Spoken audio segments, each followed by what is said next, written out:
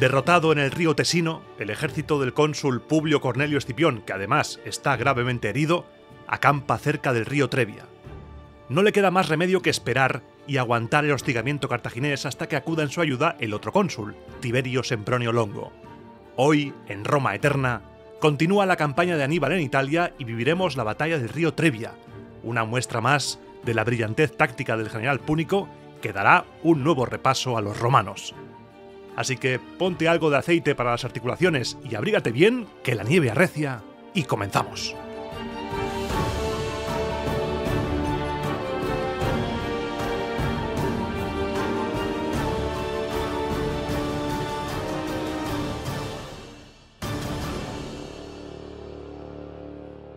Programa 106 de Roma Eterna y como te digo en la introducción, esto se está volviendo cada vez más complicado, cada vez más difícil, un nuevo repaso para Roma.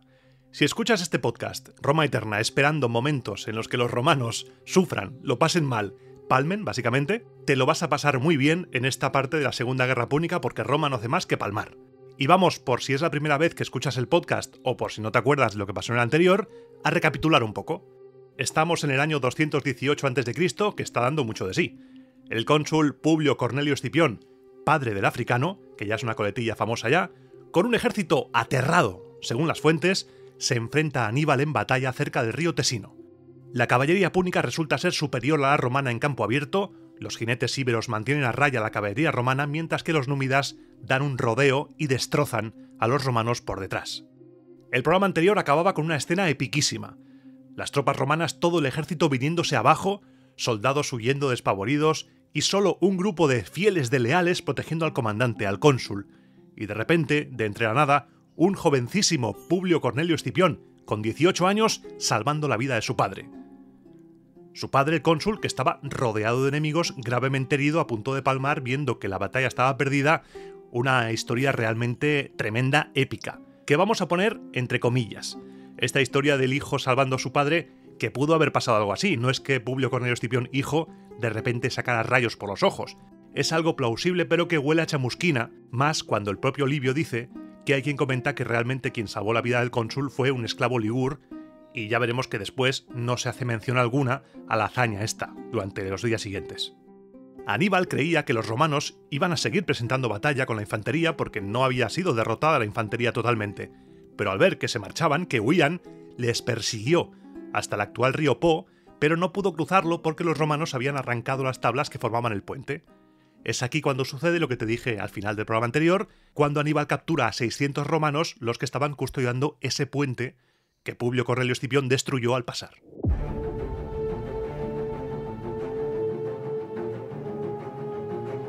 Y sobre lo que hace ahora Aníbal, hay diferentes versiones. Polibio dice que cuando se enteró de que el resto de romanos estaban ya muy lejos, se dio la vuelta porque no podía pasar por ahí, debido a la fuerte corriente del río, marchó por la orilla hasta encontrar un lugar favorable para tender un puente sobre el río, al cabo de 2 días se detuvo y utilizó a modo de puente embarcaciones fluviales para el paso, encargando a Asdrúbal el traslado de las tropas. Así nos cuenta Polibio que pasaron. Tito Livio coincide en que no pudo cruzar el puente porque estaba destruido, se hace eco de una versión que dice que Magón, con la caballería y los soldados ibéricos de a pie, cruzó a nado el río, y que el propio Aníbal hizo pasar a las tropas a la otra orilla por puntos vadeables que había, colocando en fila a los elefantes como barrera para refrenar la fuerza de la corriente. Visualiza un momento esta imagen. En tu mente, visualízala. Un muro de elefantes parando la corriente del río, espectacular. Tan espectacular como improbable, como dice el propio Livio, que él mismo escribe que no es verosímil pensar que los jinetes cruzasen una corriente tan fuerte con armas y caballos. Y acaba coincidiendo con la versión de Polibio. Estuvo 2 días buscando un lugar propicio para comunicar mediante balsas el río, las 2 orillas, pero se diferencia de la versión de Polibio diciendo que fue Magón el encargado del traslado y no Asdrúbal. Después de cruzar, el general cartaginés entabló negociaciones con unos embajadores de pueblos galos que habían llegado hasta allí, porque no hay nada como vencer. La victoria cartaginesa había hecho que los pueblos galos se dieran prisa en hacerse amigos de los púnicos y a unirse a su campaña. Esto es como un anuncio de los donetes. Sacabas los donetes, según ese anuncio te salían amigos por todas partes. Pues aquí igual, vences a los romanos y empiezan a salirte amigos de debajo de las piedras. En el lado cartaginés todo era risa, fiesta, jolgorio, alegría. El ejército al completo acabó de cruzar el río y esos nuevos amigos se unieron a las fuerzas púnicas. Avanzaron en paralelo junto al río abajo, con la intención de enfrentarse de nuevo a los romanos. Mientras todo esto pasaba en el bando cartaginés, que iban a buscar a los romanos, nuestra querida loba se lamía las heridas. Las tropas romanas y el propio cónsul Escipión estaban acampados junto a Placentia, la actual ciudad de Piacenza, y allí permanecían en calma, todos recuperándose de sus heridas, en un lugar en el que se creían seguros. Una seguridad que duró muy poco, también te digo. 2 días después de haber cruzado el río, Aníbal acampó a unos poco menos de 8 kilómetros del campamento romano, 6 millas, leo en las fuentes. Al día siguiente, 3 días después de cruzar el actual río Po, Aníbal hizo a sus tropas formar en campo abierto para que los romanos los vieran, en un claro gesto de «aquí estoy de nuevo, venid a luchar contra mí», pero nadie respondió. Los romanos no salieron. Yo me imagino esa escena ahí, todas las tropas cartaginesas, los galos, los íberos, todos formados, una mezcla de uniformes, de lenguas, de sonidos también, porque no olvidemos que los galos posiblemente sonaran algo así.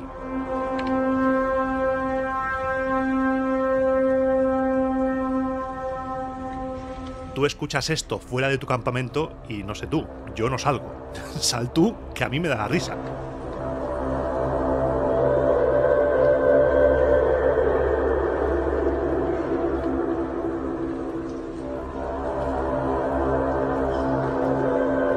Los romanos del campamento estaban en serios apuros, y no solo los del campamento, toda Roma, el dominio de Roma, el imperio de los romanos estaba en apuros. Y ahora que digo lo del imperio romano, se me ha venido a la cabeza el libro de Néstor Marqués de Momentos de la Antigua Roma que cambiaron el mundo, que ya está en audiolibro. Te voy a poner un fragmento de este libro para que entendamos, porque ya llevo varios programas hablándote del imperio de los romanos o el imperio romano, nuestro imperio, y hay que diferenciar. No estoy hablando de imperio romano como el imperio unidad administrativa mandada por un emperador, no. Estamos hablando de una cosa que nos va a explicar Néstor Marqués, además con un tema polémico, y es que en el primer capítulo de su último libro, de este que te he mencionado, se lanza a la piscina y nos dice que Julio César, efectivamente, fue emperador romano. Pero espérate, antes de que entres en cólera en los comentarios, escucha este fragmento y después me cuentas a ver si estás de acuerdo. He perdido la cuenta de las veces que he tenido que escuchar eso de Julio César, el emperador romano. Un escalofrío me recorre cada vez que lo leo en algún blog de internet, cuando lo dicen en algún vídeo o especialmente cuando lo oigo de pasada en una visita guiada. Quizá a ti también te ha ocurrido. Y lo peor de todo es que aunque sea sin proponérselo, tienen toda la razón. Julio César fue un emperador romano. Y antes de que pares este audiolibro de golpe y lo mandes a galeras, deja que te explique por qué. Seguro que te enseñaron en el colegio, o eso espero, que el Imperio Romano comenzó en el año 27 a.C. con la proclamación de Augusto como primer emperador de Roma. Julio César fue asesinado unos cuantos años antes, en el 44 a.C., por lo que es imposible que fuera emperador en el sentido que todos solemos darle. El primero siempre fue Augusto, y sin embargo, la clave está en la terminología, y especialmente en su traducción. Cuando hablamos de emperador, lo que hacemos es traducir de una forma ciertamente confusa el concepto romano de princeps. Esta palabra es la que designó por primera vez a los emperadores romanos, comenzando por Augusto. El princeps era el primero de los ciudadanos, pero, en teoría, un ciudadano más. El mejor entre los iguales. Por supuesto, toda esta parafernalia terminológica se debe a los equilibrios que tuvieron que hacer en ese momento convulso de la historia romana para que todo el mundo aceptara que el gobierno de Roma ya no era realmente una república, sino que estaba controlado por un solo hombre, el emperador. Y aunque esa era la realidad sumergida, en la superficie se sostenía la farsa que mantenía las aguas calmadas. Roma no podía permitirse otro siglo de guerras civiles y asesinatos como el que habían vivido hasta entonces. Augusto era el salvador que había llegado para restituir la res pública a su ser. Y tanto caló su discurso que si en su época hubieras preguntado a alguien por el Imperium Romanum como entidad política, patria, nación, Estado, llámalo como quieras, recibirías una respuesta negativa y te contestarían que ellos eran SPQR, Senatus Populusque Romanus, el Senado y el pueblo de Roma. Esa fue siempre la denominación oficial del Estado romano. Nada raro si pensamos en la cantidad de veces que se pueden ver las siglas SPQR en inscripciones repartidas por todo el imperio. Por todo el imperio. ¿Ves lo que acaba de pasar ahí? El imperio romano no es un concepto político, sino geográfico. Lo interesante es que los romanos comenzaron a expandir su imperio. No sé si me explico. Imperium, en latín, significa literalmente dominio, por lo que el territorio al que Roma podía llamar suyo por conquista y que, con el paso de los siglos, fue creciendo cada vez más, era su verdadero dominio, su imperium.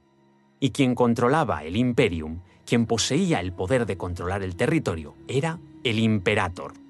Un cargo que existía ya en la República Romana para designar al magistrado a quien se otorgaba el poder militar en una conquista o para el control de las provincias.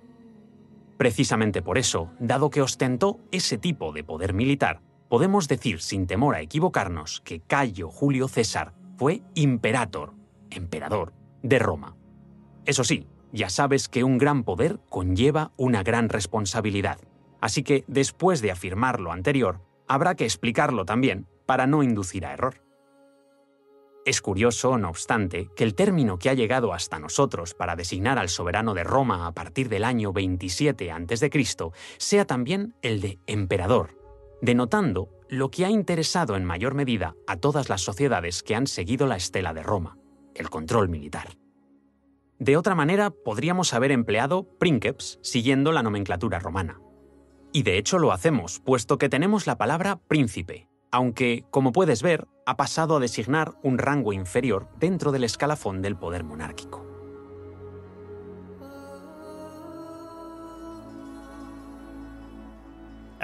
Tremendo giro que pega la exposición. Parecía que era un cebo y no es un cebo, realmente era imperator. Y aquí, cuando te hablo del imperio de los romanos, te estoy hablando de ese dominio que ejercían los romanos sobre el territorio. Y aquí, cuando Aníbal está trayendo para Cartago alianzas de los galos, el imperio de los romanos sobre esa zona se viene abajo. Habíamos dejado al cónsul Publio Cornelio Escipión, tatatí del africano, esperando. Ahí, Roma estaba en apuros.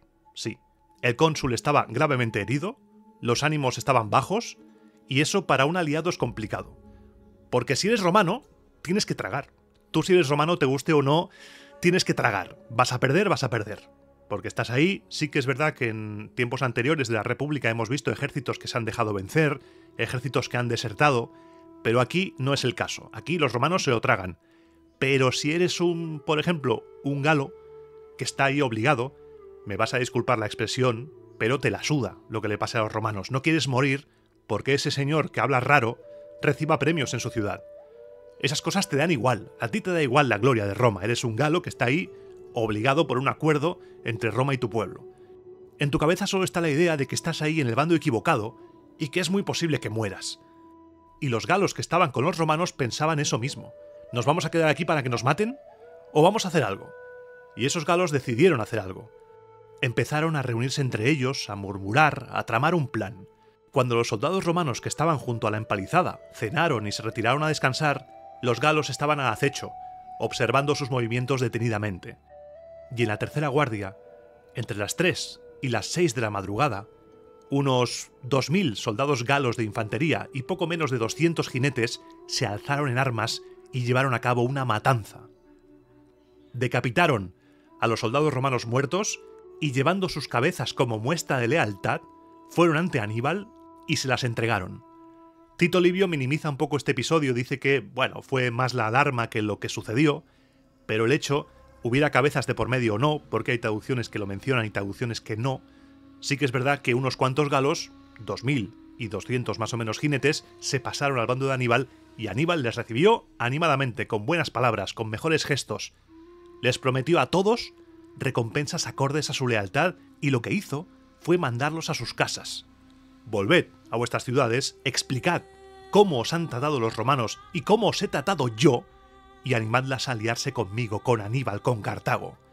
Un movimiento muy hábil del general cartaginés que sabía que esta matanza, este episodio, bien podría provocar un efecto dominó y hacer que todos los pueblos galos se pasasen a su bando.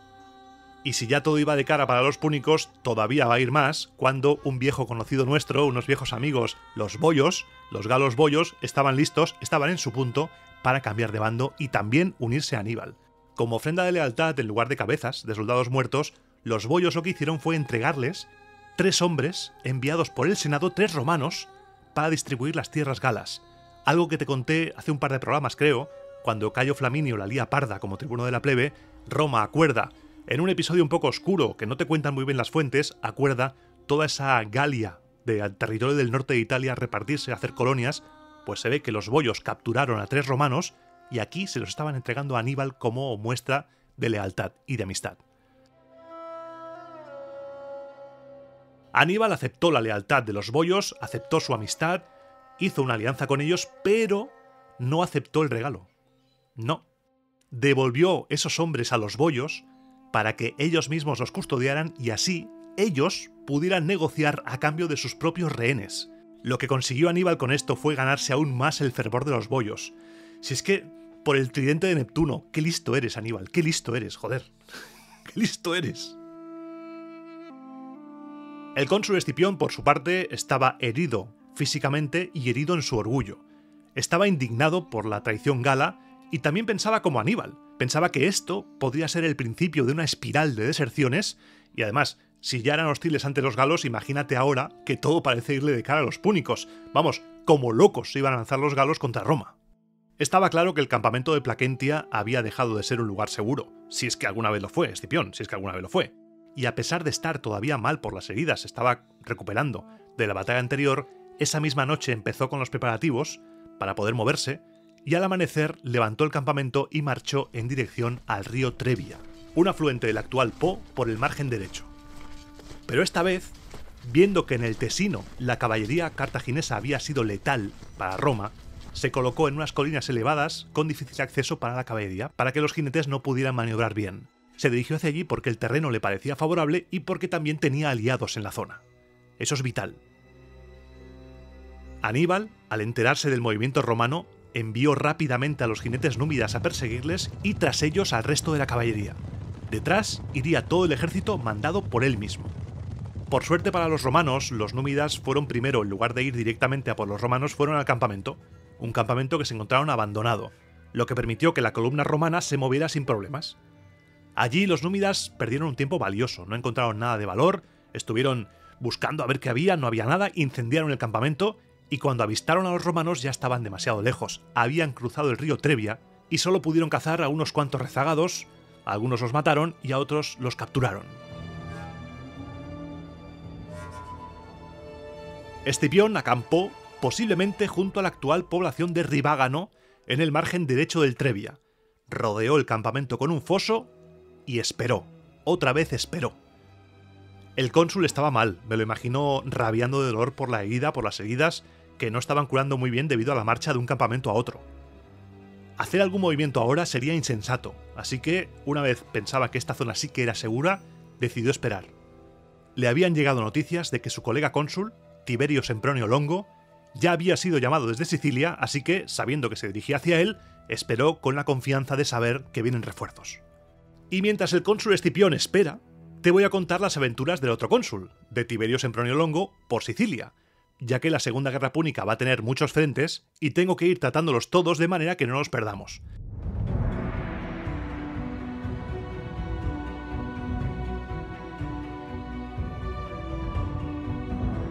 Mientras Aníbal subía por la península ibérica, cruzaba los Pirineos, los Alpes y mostraba las amables tradiciones hípicas de Numidia a los romanos, la flota cartaginesa estaba haciendo de las suyas. Los cartagineses enviaron 20 quinquerremes con 1000 hombres armados con la intención de devastar la costa italiana. 9 de ellas se dirigieron rumbo a las islas Lipari y 8 a la de Vulcano, al sur. 3 naves, por desgracia para Cartago, fueron víctimas de la corriente y arrastradas hacia el estrecho. Hierón II, rey de Siracusa, fiel aliado de Roma, desde el año 263 a.C. y al que, spoiler, no le queda mucho de reinado ni de vida, vio esos 3 últimos barcos desde Mesina y envió 12 naves. Hierón estaba en Mesina porque estaba esperando al cónsul romano, a Tiberio Sempronio Longo, y los siracusanos lo que hicieron fue apresar las naves y las condujeron hacia el puerto de Mesina. Allí se supo por los marineros capturados que además de esas 20 naves de la flota a la que ellos pertenecían, se habían enviado otras 35 quinquerremes en dirección a Sicilia para tratar de ganarse a antiguos aliados y con la misión principal de conquistar Lilíbeo, la actual Marsala. Con esta información, de inmediato, Hierón escribió al pretor Marco Emilio, que estaba encargado de Sicilia, y le aconsejó proteger Lilíbeo con una fuerte guarnición. El pretor envió inmediatamente legados y tribunos a las ciudades de las proximidades para que los habitantes organizasen la defensa. Se dispuso mediante un edicto que los marineros preparasen raciones de víveres para 10 días y que cuando se diese la señal nadie demorase el embarque ni un instante. También se enviaron por toda la costa vigías para que estuviesen controlando desde las atalayas la flota enemiga. Se venían cositas y todo debía estar preparado. Los cartagineses se acercaban y, a pesar de que habían reducido intencionadamente la velocidad de la marcha para llegar antes del amanecer al amparo de la noche, los vigías vieron los barcos porque brillaba la luna y avanzaban con todos los aparejos desplegados y les vieron. Inmediatamente se dio la señal desde los puestos de guardia y en Lilíbeo saltó la alarma. Los marineros subieron a las naves, los soldados se situaron unos en las murallas, otros en los puestos de vigilancia de las puertas y otros en las naves. Los cartagineses, viendo que el factor sorpresa se había ido a pique, al garete, arriaron los aparejos y se prepararon para el combate. Nada más amanecer, retiraron la escuadra a alta mar para que hubiese espacio para la batalla, invitando a los romanos. Los barcos púnicos estaban invitando a Roma a la batalla en alta mar y los romanos, por supuesto, no rehusaron el combate. Confiados en el recuerdo de la gloria, de la victoria que había obtenido allí mismo en Lilíbeo Cayo Lutacio en el año 241, y también confiaban en que eran más que los cartagineses y en el valor de los soldados de Roma, que eso siempre viene bien. Los romanos salieron a alta mar como locos, buscando entrar en combate, pero los cartagineses esquivaban. Los romanos lo que querían hacer era enfrentar hombre contra hombre. Lo de siempre, convertir una batalla naval en una batalla terrestre, abordar un barco y asaltarlo con infantería. Pero los púnicos no. Los barcos púnicos estaban mejor equipados, pero no tenían tantos soldados, con lo que ellos querían un combate barco contra barco. No podían soportar un abordaje. Los romanos se dieron cuenta de ello y fueron más a saco todavía. En un momento dado, 7 naves púnicas fueron rodeadas por los romanos y el resto huyeron. Roma capturó 700 hombres entre tripulación y soldados y 3 nobles cartagineses. La escuadra romana, por su parte, no sufrió daños, salvo una, que estaba perforada por un lado, pero que volvió por sí misma. La victoria romana había sido incontestable, había sido una cosa aplastante. Tras la batalla, el cónsul Tiberio Sempronio Longo llegó a Mesina. Cuando enfilaba el estrecho, el rey Hierón salió a su encuentro, se subió a la nave del cónsul, se alegró primero por su llegada sano y salvo y le deseó una travesía próspera y feliz a Sicilia. Después, le puso al día de lo que estaba pasando, le puso al día de los movimientos cartagineses y le prometió que seguiría siendo tan leal al pueblo romano como cuando era joven, porque ya estaba mayor y en tiempos de la Primera Guerra Púnica había ayudado y quería seguir ayudando. Prometió suministrar de forma gratuita trigo y ropa a las legiones del cónsul y a las tripulaciones. No hay que escatimar en gastos, pues el peligro es grande, y hay ciudades costeras, querido cónsul, ciudades costeras que están viendo las orejas cartaginesas asomar y se podían pasar al otro bando. Estos dos estaban hablando sin saber el resultado de la batalla naval que te acabo de contar. Zarparon de inmediato hacia allí, pensando que Lilíbeo todavía estaba en peligro. Se enteraron de la victoria romana en plena travesía. Y lo que hizo el cónsul al enterarse fue dejar a un pretor para defender la costa de Sicilia, cruzó desde Lilíbeo hasta la isla de Malta, que estaba en poder de los cartagineses. A su llegada, no sabemos muy bien, las fuentes no lo aclaran. Sí que es verdad que lo que nos cuentan es que se entregó la ciudad. Se entregó directamente la isla, la guarnición, todo. Se entregó además el jefe, que era un tal Amílcar, hijo de Giscón. Se entregó y a los pocos días volvió a Lilíbeo. Los prisioneros, salvo los nobles, fueron vendidos por el cónsul y el pretor en subasta pública. Parece que las cosas estaban tranquilas en ese lado, y una vez que se aseguró de que todo estaba bien, fue hacia la isla de Vulcano, al sur de las islas Lipari, porque corrían rumores de que por allí había una flota cartaginesa. no encontró a nadie en el lugar porque esa flota se había hecho a la mar para devastar la costa italiana. Saquearon el territorio de Vibo Valentia, la actual Vibo, y amenazaban también la ciudad con el mismo nombre. El cónsul tuvo que recapitular por sí mismo. A ver, se me están multiplicando los frentes, me estoy estresando. Lo primero que hizo fue embarcar el ejército y enviarlo a Ariminum, por el mar Adriático, según Livio, por tierra, según Polibio. Encargó la defensa del territorio este de Vibo al legado Sexto Pomponio, que además tenía que proteger la costa de Italia, le dio 25 naves largas, y al pretor Marco Emilio, que estaba encargado de Sicilia, le completó la flota hasta un total de 25 navíos. El cónsul tenía otra misión más importante. Bordeó con 10 naves la costa de Italia, llegó a Ariminum y desde allí emprendió la marcha con sus tropas en dirección al río Trebia. Su misión era reunirse con su colega cónsul, con Escipión. El peligro era inminente.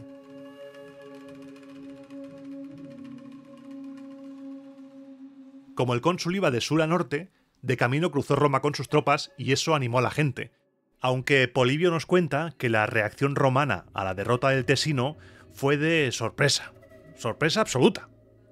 Esa derrota era totalmente imprevista, y como suele pasar cuando sucede algo que no nos esperamos, los romanos, según Polibio, empezaron a hacer piruetas mentales para creer que lo sucedido no era una derrota.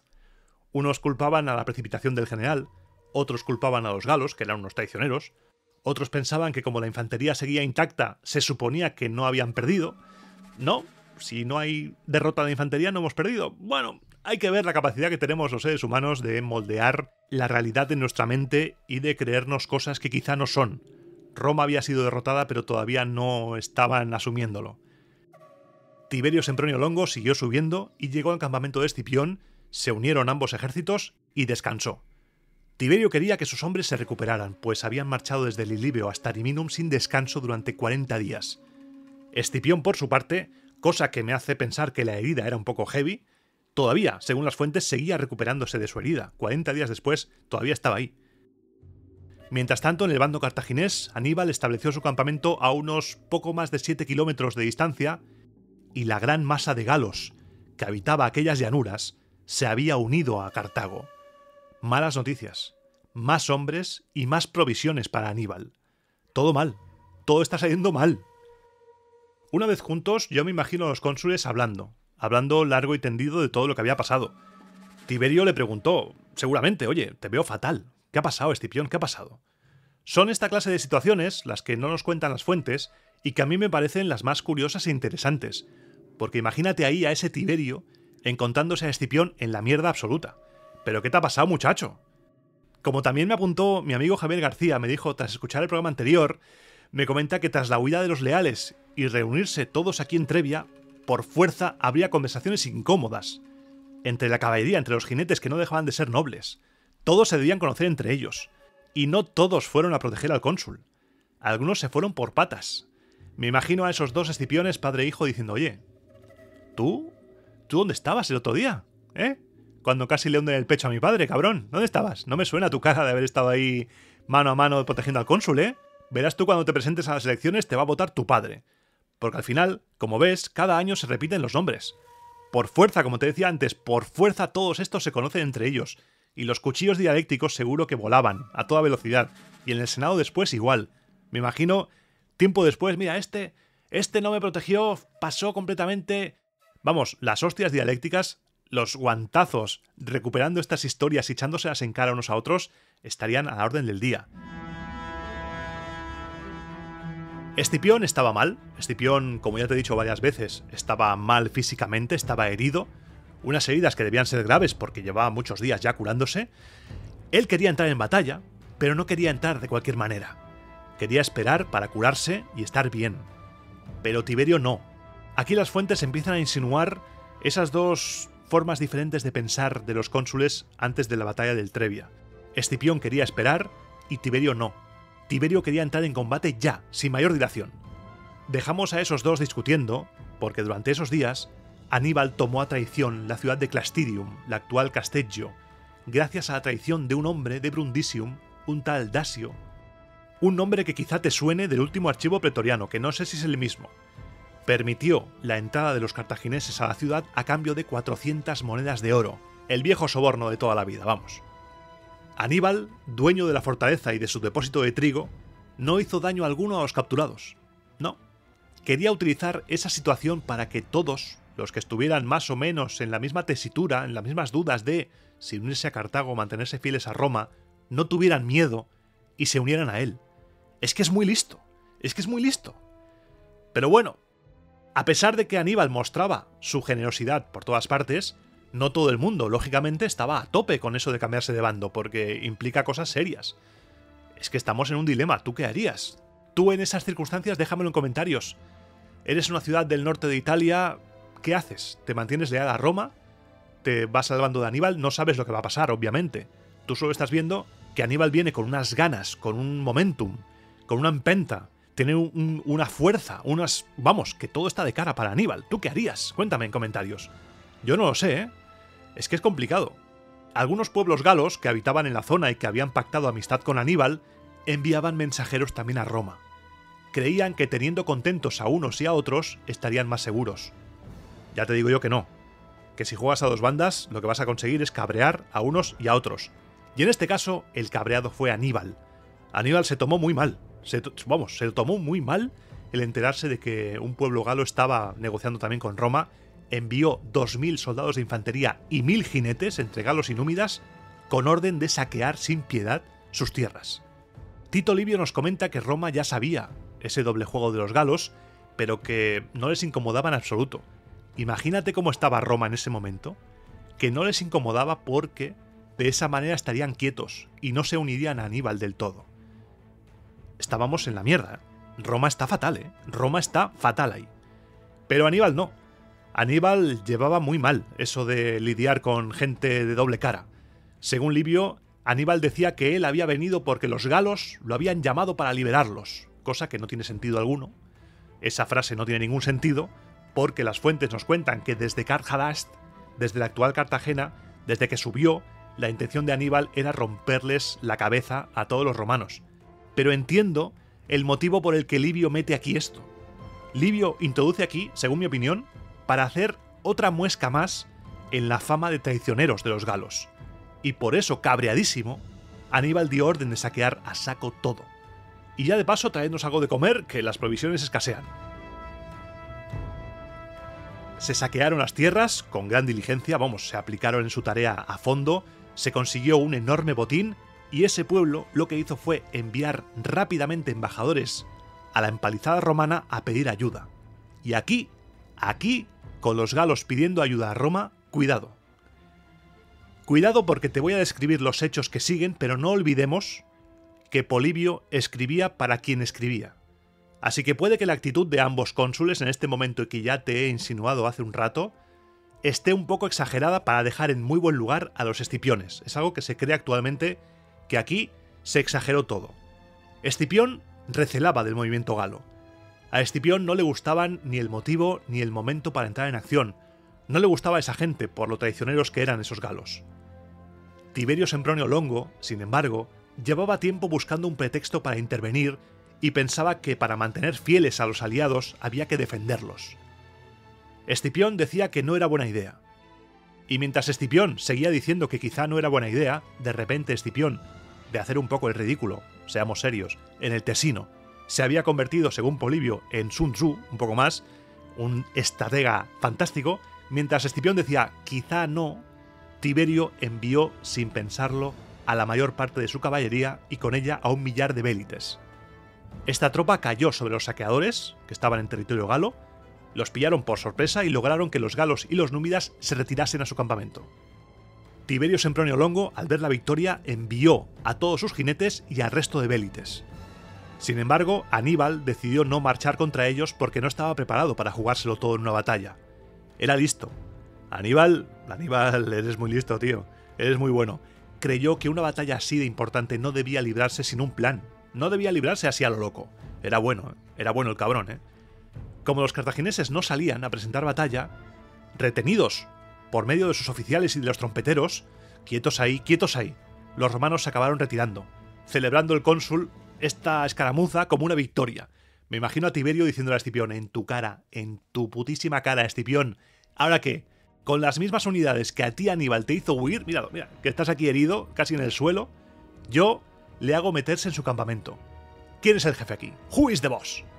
Estaba el tío henchido, estaba deseando entablar el combate decisivo. Porque, claro, ¿por qué andarse con más dilaciones y pérdidas de tiempo? ¿Estamos esperando a un tercer cónsul? ¿A otro ejército? El campamento cartaginés está en Italia y casi a la vista de Roma.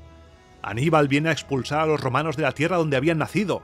Tiberio decía todo esto al otro cónsul delante de los soldados y continuaba, no se callaba un pelo.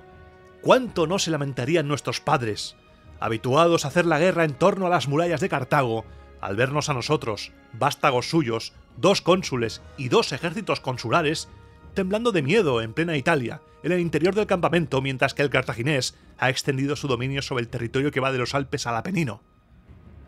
Esto lo decía sentado al lado de Escipión, que seguía al pobre Mustio ahí delante del pretorio, como si fuera una arenga, delante de todo el mundo. Tú pensarás que menudo ímpetu tiene el tío, ¿no? Pues bueno, el ímpetu tiene truco, porque pocas cosas empujan más a un cargo electo a hacer cosas que la proximidad de elecciones. Se acercaba la fecha de las elecciones a cónsul. Tiberio temía que este evento aplazase la guerra hasta el nuevo consulado y tenía la oportunidad, ahora o nunca, de cubrirse de gloria él solo, mientras su colega estaba ahí marchitándose. Escipión le decía que no, según esta versión, claro, le decía que no era buena idea sacar las legiones. No, tú entrénalas, aguanta el invierno, por favor, Tiberio, aguanta el invierno. Entrena a las tropas y serán mejores.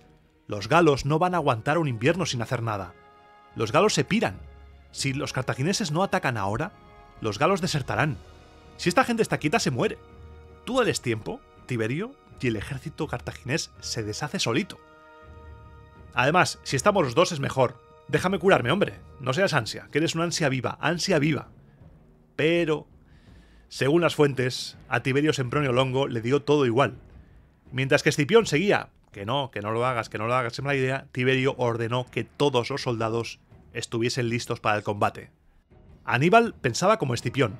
Sabía que el invierno eran malas noticias para él. Y al contrario de lo que aconsejaba Escipión, Aníbal estaba deseando entrar en batalla. Pretendía aprovechar el ardor de los galos y además pelearía contra tropas romanas bisoñas. Si el cónsul esperaba el invierno, estaban perdidos. Porque además había un cónsul inválido. Tú imagínate, galos locos, ejército novato, un cónsul fuera de combate. A Aníbal le habían salido las 3 campanitas en la tragaperras. O sea, vamos, ni hecho aposta le salía tan bien. Y aquí Polibio nos deja una frase muy cierta y que será vital durante toda la campaña. Quien ha situado sus ejércitos en un país extranjero y se dispone a empresas increíbles, solo tiene una manera de salir adelante: renovar constantemente las esperanzas de los aliados. Porque sin aliados no eres nadie en tierra hostil. Lo sabían tanto los romanos como los cartagineses.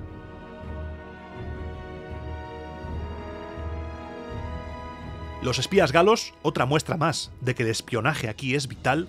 Los espías galos informaron a Aníbal de que los romanos estaban preparados para el combate y el cartaginés empezó a buscar por los alrededores un sitio para una emboscada. Les vamos a hacer el viejo truco de la emboscada. Desde hacía tiempo se había fijado en que entre los campamentos había un lugar llano pelado, que era muy propicio para una emboscada. Corría por ese lugar un riachuelo, en cuyas orillas había zarzas y espinos que las recubrían totalmente. Aníbal mismo se dio una vuelta y comprobó con sus propios ojos que ese lugar era ideal hasta para ocultar hombres a caballo.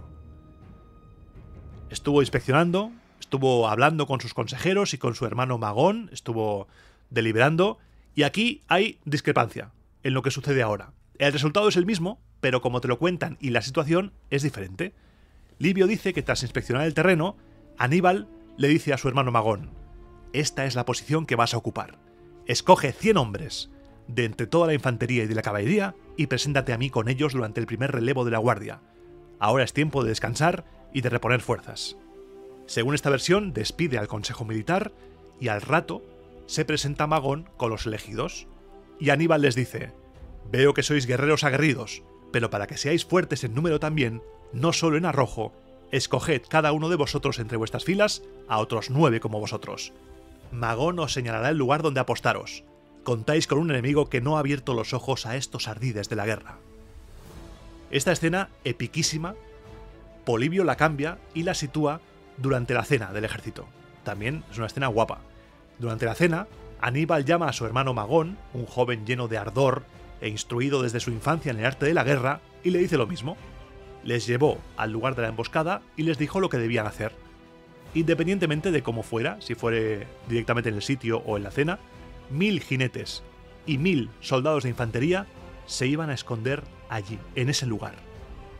Despidió a sus hombres y Aníbal ordenó que al amanecer los jinetes númidas cruzasen el río y cabalgasen ante las puertas del enemigo lanzando proyectiles sobre los puestos de guardia para incitar a los romanos a pelear y que luego, una vez enzarzados en el combate, se replegasen poco a poco para arrastrarlos al lado del río en el que estaba la emboscada. El plan era pillar a los romanos en ayunas y sin estar preparados para lo que se les venía encima. Se viene. Al resto de mandos de infantería y de caballería se les ordenó que diesen instrucciones a todos de que comiesen y que después esperasen armados la señal con los caballos listos. Pasaron las horas, los cartagineses comieron, amaneció y los jinetes númidas se acercaron al campamento romano, lanzaron proyectiles ante las puertas y el cónsul Tiberio Sempronio Longo, ansioso de pelear, ansioso por entrar en combate, dio orden a sus jinetes de salir a atacar. Después el cónsul envió 6000 vélites, mientras que el resto de las tropas salían del campamento de forma ordenada. Estaba el cónsul excitado por lo que había sucedido en ese enfrentamiento previo, estaba henchido, estaba, diciendo esto, me lo como yo, antes del almuerzo vuelvo. Pero no iba a ser tan sencillo. No. Estamos en los días 20-21 de diciembre del año 218 a.C. Polibio nos dice que era un día frío, húmedo y que había nevado. Además, como había planeado Aníbal, prácticamente todos los romanos salieron en ayunas. El ardor y el afán guerrero sostuvieron a las tropas romanas inicialmente, pero poco a poco se fue viniendo abajo. Al atravesar el río Trebia, cuyo caudal había crecido debido a que llovió la noche anterior, la infantería empezó a flaquear. La travesía por el río fue dura. No podían caminar apenas, el agua les llegaba al pecho, según Polibio. El terreno, el hambre y el frío fueron enemigos durísimos para los romanos. Los cartagineses, en cambio, habían comido, habían bebido dentro de sus tiendas, tenían preparados los caballos, estaban armándose tranquilamente calentitos alrededor de las fogatas, e incluso Livio nos cuenta que los hombres de Aníbal hasta pudieron aceitarse para suavizar las articulaciones, mientras que los romanos estaban pasando las canutas en el paso del río Trebia. En cuanto Aníbal vio que los romanos estaban cruzando el río, mandó como cobertura a sus lanceros de a pie y a los baleares, unos 8000 hombres, y después hizo salir al grueso de su ejército marchando detrás.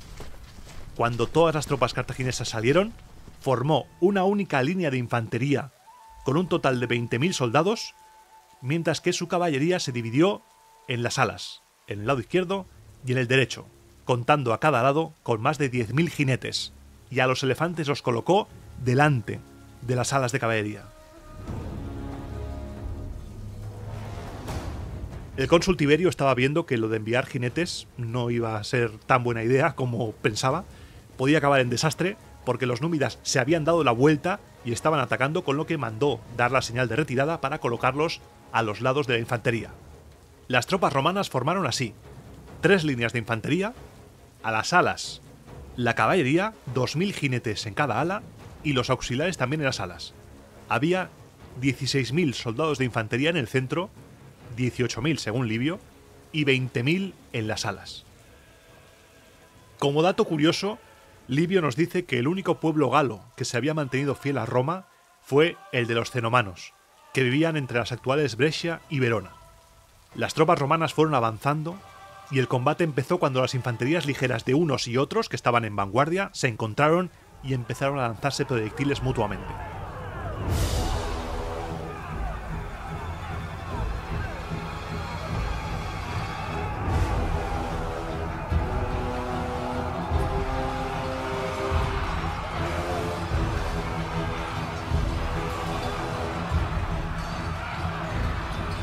El combate estaba siendo muy desigual, ya que los lanceros romanos, los vélites, estaban en un estado físico ya lamentable, peor que los cartagineses, y además habían disparado la mayoría de sus proyectiles en la refriega contra los númidas, la del principio. Polibio nos cuenta además que, por si eso no fuera suficiente, muchas jabalinas de los vélites habían quedado inutilizadas por la humedad.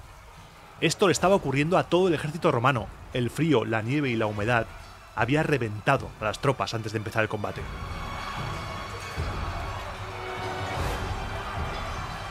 Los cartagineses eran lo opuesto completamente. Formados, con vigor intacto, frescos, eran siempre efectivos. El combate se desarrolló en un empuje por las líneas de infantería, tirando unos de otros, mientras que la caballería cartaginesa presionó a las alas romanas y las hizo retroceder. Los lanceros cartagineses y los númidas cayeron sobre los flancos romanos e hicieron estragos.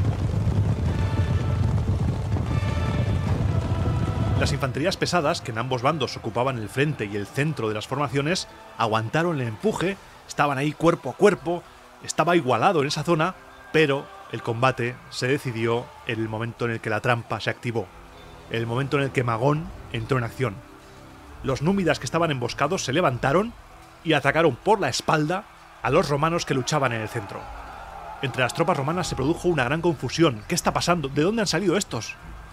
Las dos alas de las tropas del cónsul, presionadas por los elefantes por delante y por los flancos por la infantería ligera, acabaron huyendo, acabaron viéndose empujados hasta el río.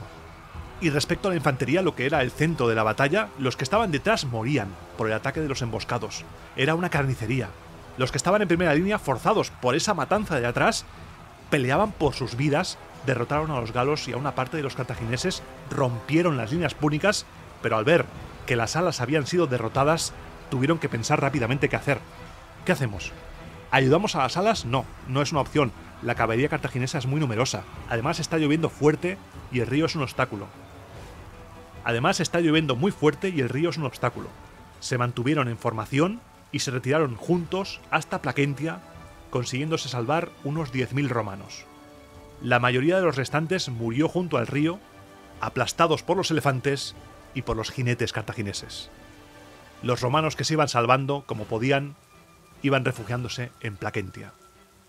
Las tropas de Aníbal persiguieron a los romanos hasta que no pudieron más por el frío y la nieve y volvieron a su campamento contentos pero completamente calados de frío.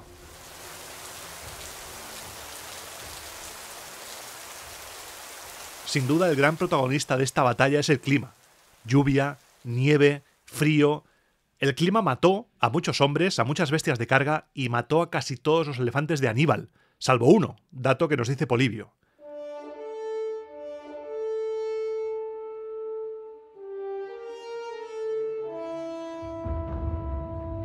Roma había sido derrotada en el Trebia, otra vez. Segunda derrota consecutiva, primero en el Tesino y ahora en el Trebia. Tiberio Sempronio Longo tiene problemas, tiene serios problemas, porque ¿cómo le vas a explicar esto al Senado? Querías cubrirte de gloria y te has cubierto de gloria, pero no de la buena. El cónsul, al que le quedaba poquísimo tiempo de mandato, optó por ocultar lo más posible al Senado lo ocurrido. Llámalo ocultar, llámalo mentir.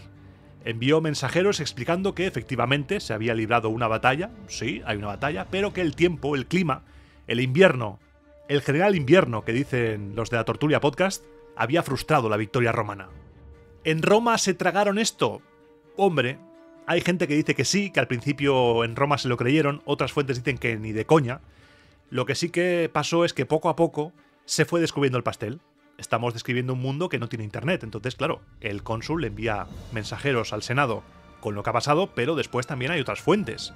Y poco a poco se fueron enterando de que los cartagineses habían llegado a acechar el campamento, de que todos los galos se habían pasado al bando púnico, también se habían enterado de que después de la batalla los romanos se habían concentrado en las actuales Piacenza y Cremona, también se enteraron de que estaban siendo aprovisionados desde el mar. Vamos, que poco a poco se fueron enterando de que lo que había pasado allí era una derrota de las gordas, de las que hacen daño. Las mentiras de Tiberio Sempronio Longo tuvieron poco recorrido. Y el Senado decidió activar el plan de emergencia, todo lo que hubiera de emergencia lo activaron. El Senado decidió enviar diversas legiones a los puntos estratégicos del Mediterráneo. Enviaron legiones a Cerdeña, a Sicilia, guarniciones a Tarento y equiparon 60 quinquerremes. Se eligieron cónsules para el año siguiente, para el 217 a.C., y estos, recién elegidos, Neo, Servilio Gémino y nuestro amigo Cayo Flaminio, concentraron a los aliados y reclutaron nuevas legiones. Establecieron depósitos de víveres en Ariminum y en Etruria, en el norte. ¿Por qué? Porque pensaban marchar hacia allí. Enviaron entonces legados a Hierón de Siracusa, pidiendo ayuda, y este les mandó 500 cretenses y 1000 peltastas, una unidad de infantería ligera con escudo, lanza y espada de doble filo. Roma se estaba preparando para lo peor, porque el peligro era real. Fue tan intensa la alarma que cundió en Roma a raíz de esta derrota que se creía que el enemigo estaba a punto de llegar a la ciudad en son de guerra y que no había esperanza o ayuda alguna con que rechazar de las puertas y murallas el ataque. Uno de los cónsules había sido derrotado en el Tesino y el otro en el Trebia. Algo para lo que el orgullo romano no estaba preparado. Se habían vivido derrotas anteriormente, sí, pero eso fue hace mucho. Los tiempos de los samnitas pasaron. La Roma que conocemos ahora era una Roma triunfante. Venía de derrotar, entre comillas, al rey Pirro de Piro. Venía de tomar todo el sur de Italia, el norte de Italia, de vencer a los galos en batallas multitudinarias, de poner a raya a los cartagineses. ¿Qué está pasando?, dirían algunos. Y aquí vamos a parar el relato de hoy. Roma estaba herida, pero aún le quedaba por sufrir lo peor. Es una derrota que se puede analizar desde muchos puntos. Se ha escrito mucho sobre la actitud de los cónsules en esta batalla, como te dije cuando empezó, el ímpetu de Tiberio Sempronio y la sabiduría repentina conservadora de Escipión. Era la primera vez en mucho tiempo que Roma sufría una derrota así. Esto provocó un cambio político en la zona.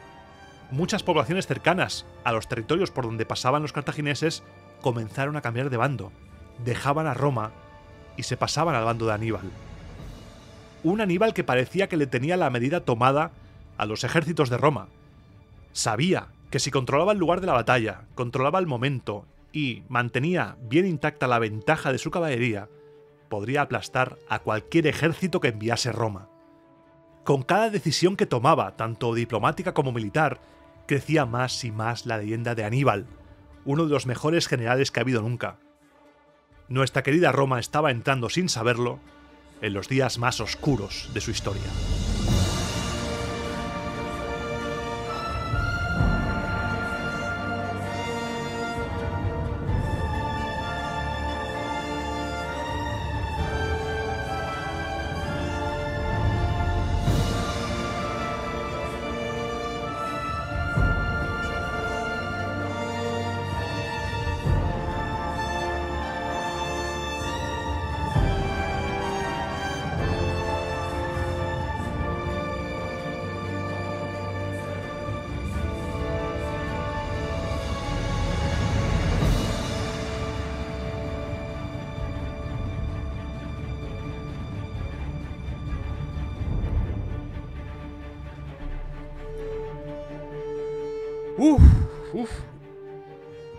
Uy, madre mía, Dios, cómo me gusta la Segunda Guerra Púnica.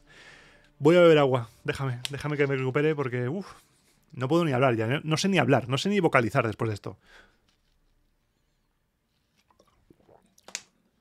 Bueno, qué listo es, qué listo era Aníbal, madre mía. Cuidando bien a los aliados, devolviendo regalos, qué bueno, con tal de ganarse todas las alianzas. Es que me flipa. La Segunda Guerra Púnica tiene algo especial, porque son personajes muy poderosos. Ahora vamos a ver a Cayo Flaminio. Lo siguiente va a ser Trasimeno. Trasimeno va a ser la siguiente. Ahí Cayo Flaminio... Ya veremos lo que le pasa a Cayo Flaminio. ¿No te ha recordado, ahora que pienso, mientras me relajo un poco, ¿no te ha recordado eso de elige a 10 soldados, tal, a los tiempos samnitas? Cuando se refugiaron e hicieron un templete, que empezaron a venir todos y eligieron a los mejores que iban con armaduras plateadas. Me ha recordado eso. Episodios que seguramente se hayan utilizado, esto de Aníbal, se haya utilizado para contar el pasado. Porque como te dije al principio del podcast, cuando Roma elabora su historia, cuando Roma tiene que contar su historia, por fuerza se va a fijar, porque no hay información, se va a fijar en eventos más famosos, más conocidos, para dar para crear los suyos. Y creo que algo así pasa aquí. No sé, me estoy tirando a la piscina, ¿eh? Estoy aquí con mi botella de agua, abrazado al agua, y no sé ya lo que digo. Muchas gracias. Comienza la sección sin música. Ha comenzado ya, que no lo he dicho, porque estaba extasiado por el final del programa, por todo el programa. No ha habido discursos, salvo una intervención de Tiberio Sempronolongo, pero ha habido acción. Y la batalla del río de Trevia es una batalla que empieza casi en cuanto empieza el programa. Porque Aníbal está ahí ya. Aníbal está preparándola. Aníbal va controlando el terreno, Aníbal les tiende la trampa, lo tiene todo, esta batalla. Roma va a tener que aprender. Sí, va a tener que aprender. Y yo te doy las gracias por estar aquí, como siempre, una semana más, un programa más de Roma Eterna, adentrándonos en uno de los episodios más épicos de la historia de Roma, la Segunda Guerra Púnica. Muchas gracias por estar aquí, muchas gracias. Encaramos ya a toda velocidad el año 2024, entramos ya ahí, y este año se cumplirán 4 años de Roma Eterna. 4 años. No me lo creo ni yo. Iván del pasado.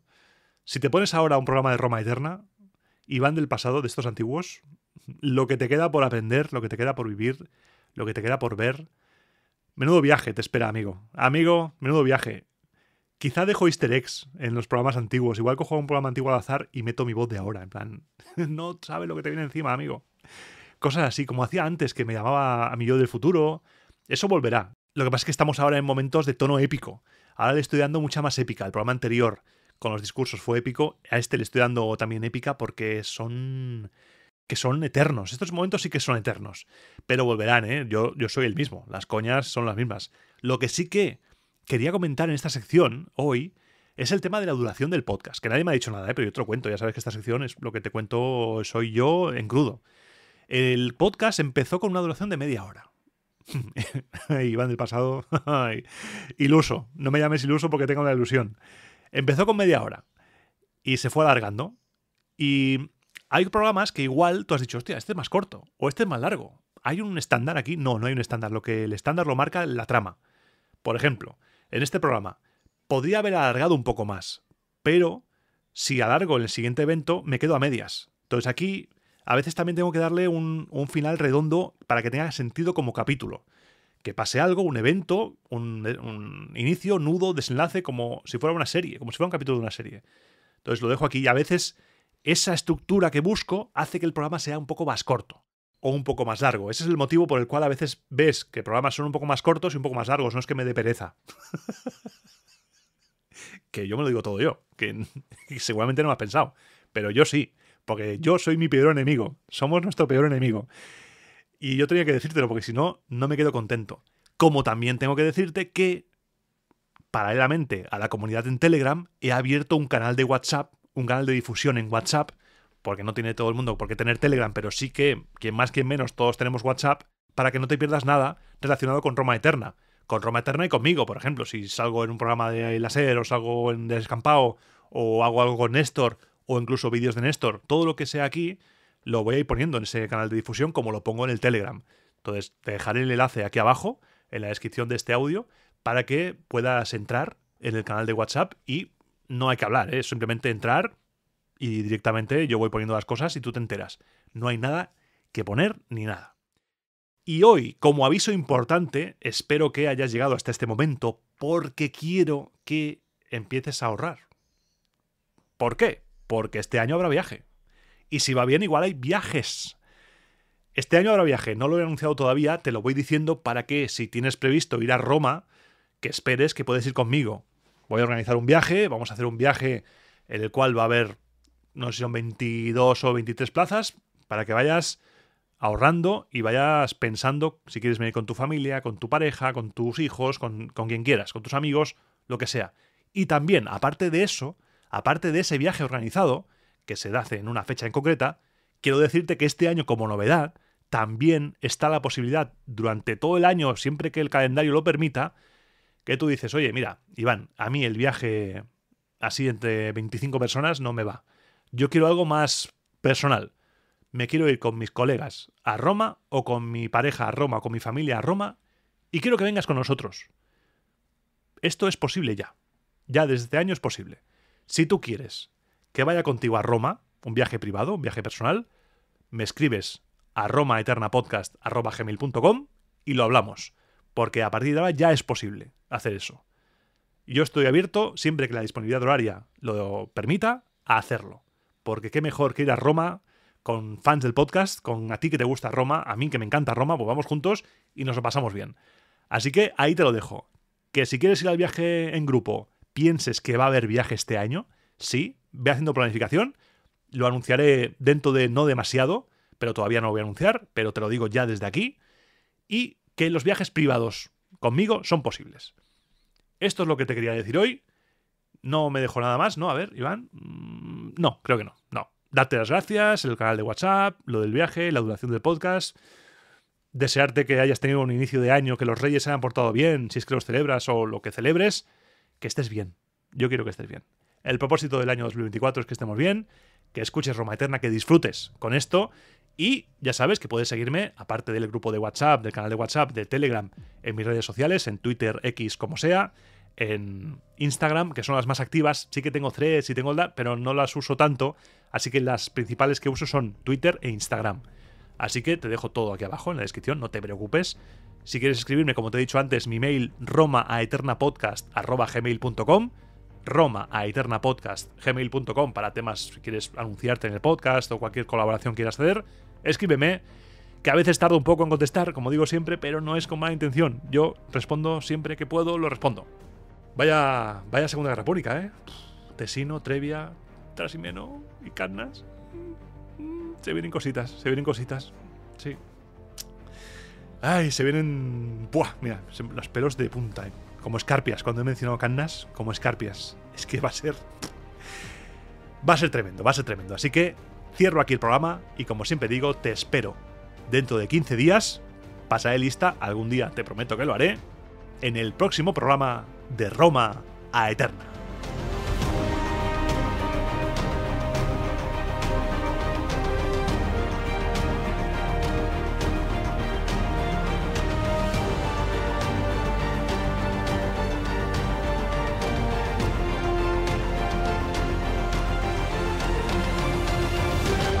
Y a ti que te quedas hasta el final, te diré que estoy moviendo cositas para hacer algún directo tocho en alguna ciudad española.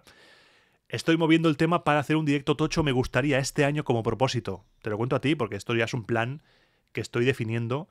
Me gustaría poder hacer un Roma Eterna canónico, con la música, con la narración, tal, en directo. Contigo ahí, con público. Ese es el objetivo mío, mi propósito de este año, aparte de los viajes, aparte de todo, hacer un Roma Eterna canónico, porque si te fijas, siempre que he hecho un directo, ha sido un tema, hablar como un especial de cultura. Un tema en concreto, pero quiero hacer, que no sea todo el programa, pero quiero hacer que tenga una parte de ficción, de narración Roma Eternesca, vaya palabra que me acabo de inventar, con un evento o algo que sea épico, para vivirlo en directo. Eso sería tremendo, tremendo. Me encantaría hacer eso, la verdad. Así que ya está. Que tú y los tuyos seáis felices, que los dioses os sean propicios y te espero en el próximo programa. Un fuerte abrazo. Adiós.